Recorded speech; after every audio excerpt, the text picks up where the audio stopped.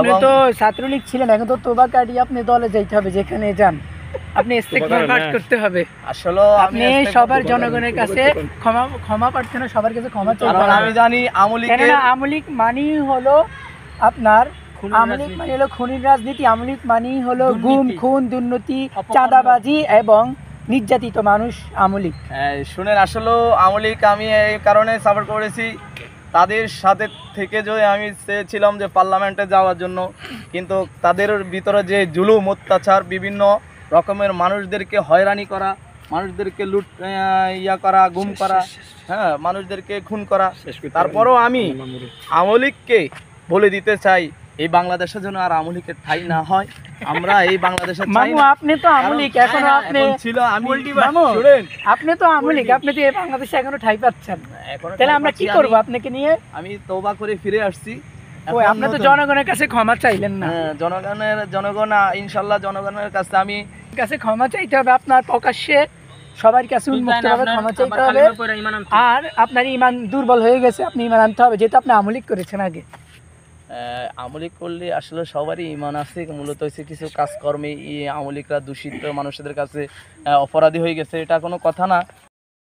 আসসালামু আলাইকুম ওয়া রাহমাতুল্লাহি ওয়া বারাকাতুহু। আলহামদুলিল্লাহ, হাজীগঞ্জ শাহরাস্তির 5 আসনের সংসদ সদস্য নির্বাচন করতে চাইতেছি আমি। তা আপনাদের সকলের দোয়া নিয়েই আমি এগিয়ে যেতে চাই, এবং আমার সাথে যারা দাঁড়িয়ে আছেন আমাদের এই হাজীগঞ্জের সেনরা ক্যাডেট শাখার সকল ওস্তাদদেরকে নিয়ে দাঁড়াইছি আপনাদের সামনে। হ্যাঁ, এরপরে আসলে বাংলাদেশের মধ্যে দুর্নীতি, চাঁদাবাজ, বিভিন্ন রকমের মানুষ হয়রানি রাজনীতি চলতেছে, আগেও চলে আসছে, এখনও বর্তমানে চলতেছে। তা আমি আপনাদের এই দেশের এই এলাকারই সন্তান, আমি জাতির এবং একজন রাহবার হিসাবে আমি আপনাদের কাছে আমার একটা অনুরোধ, যে আমি আপনাদের যে কাছে দাঁড়ে যাওয়া তো আমার সম্ভব না, তো আপনাদের দোয়া নিয়েই আমি সামনে গিয়ে যেতে চাই।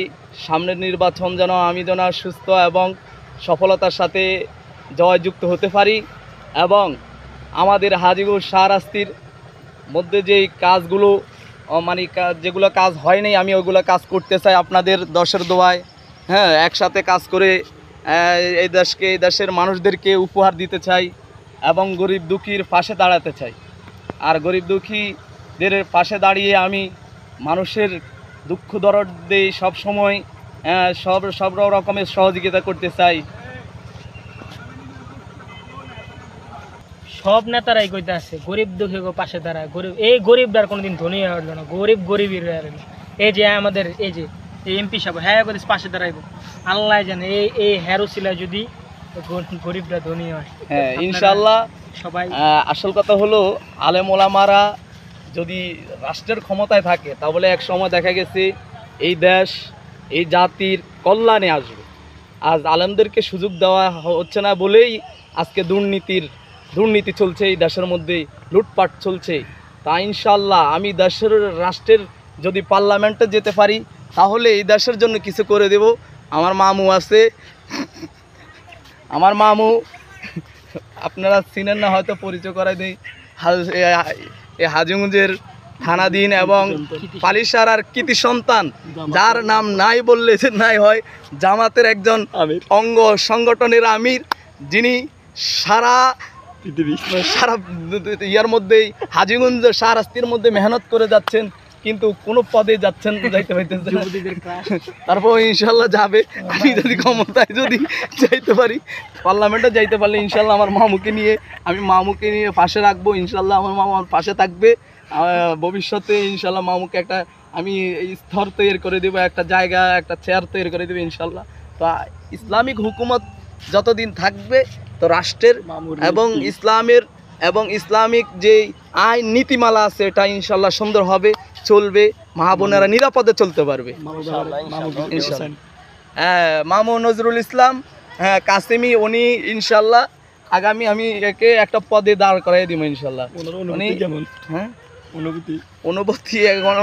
অনুভূতি আসলে উনি এখনো মানে বিভিন্ন রকমের বিভিন্ন পেরেশানির কারণে বলতে পারছে না, তারপর আমি বলতে দিচ্ছি উনি আমার সাথে আমরা আমাদের বৈঠক হয়েছে যে হাজীগঞ্জের মধ্যে আমাদের অফিস আছে, ওইখানে আমরা বসে বৈঠক করলাম যে আমার মামু চেয়ারম্যান পদপ্রার্থী হতে চায়।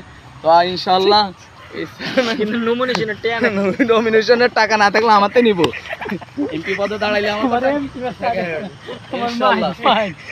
ইনশাআল্লাহ সিরিয়াস অবস্থা ছিল মানে আসলে ইনশাআল্লাহ আমরা এগিয়ে যেতে চাই। সব বেচার লাগে দিতেছে এবং রামগঞ্জের সর্বপ্রথম নোয়াখালীর হুজুরে। আমাদের আসলে এই দেশের সমস্ত মানুষ যদি একজোট হয়ে ইসলামিক আন্দোলনদেরকে সাপোর্ট করে তো ইনশাআল্লাহ ইসলামী হুকুমত এই বাংলার ইসলামী আপনি কোন দলের থেকে আপনি প্রার্থী হতে চান? আপনি স্বতন্ত্র নাকি জামাতের পক্ষ থেকে?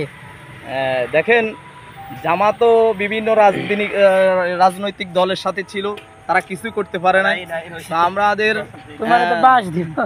আমাদের যে রাজনৈতিক দল ইসলামিক আন্দোলন বাংলাদেশ হাত পাকা বুয়া সাংবাদিক, এই সাংবাদিক কোনো ইয়ে না, এই সাংবাদিক আপনার রাজনীতিতে আসার উৎস কি? আপনার আইডল কি? আইডল হলো আমি এই দেশের আমাদের এই হাজীগঞ্জ শাহরাস্তির মধ্যে সকলে আমাকে সাপোর্ট করতেছে যে আপনি একজন আলেম হিসেবে, এটা আপনার আইডল, এবং যে আপনি ভবিষ্যতে আপনার যে একটা পরিকল্পনা আছে এটা নিয়ে কাজ করার জন্য আমার আগ্রহী, এই যে প্রজন্মে কিছু করার জন্য। আচ্ছা, তাহলে এটা আপনার আইডল। আচ্ছা, আপনি কি নতুন পদপ্রার্থী নাকি পূর্বেও এমপি পদে দাঁড়িয়ে হেরিয়ে গিয়েছেন? আমি এক সময় ছাত্রলীগ রাজনীতি করেছি 2017 সাল থেকে 24 সাল পর্যন্ত ছাত্রলীগের রাজনীতি করেছেন। আমাদের এলাকার জন্য আপনি কি করেছেন? কিন্তু আমার ভিতরে এটাই ছিল, আসলে দল মত নির্বিশেষে আমি দেখেছি সবচেয়ে ইসলামিক আন্দোলনের যে দলগুলো আছে ওগুলাই মানুষের অন্তরাঙ্গ বন্ধু। আপনি তো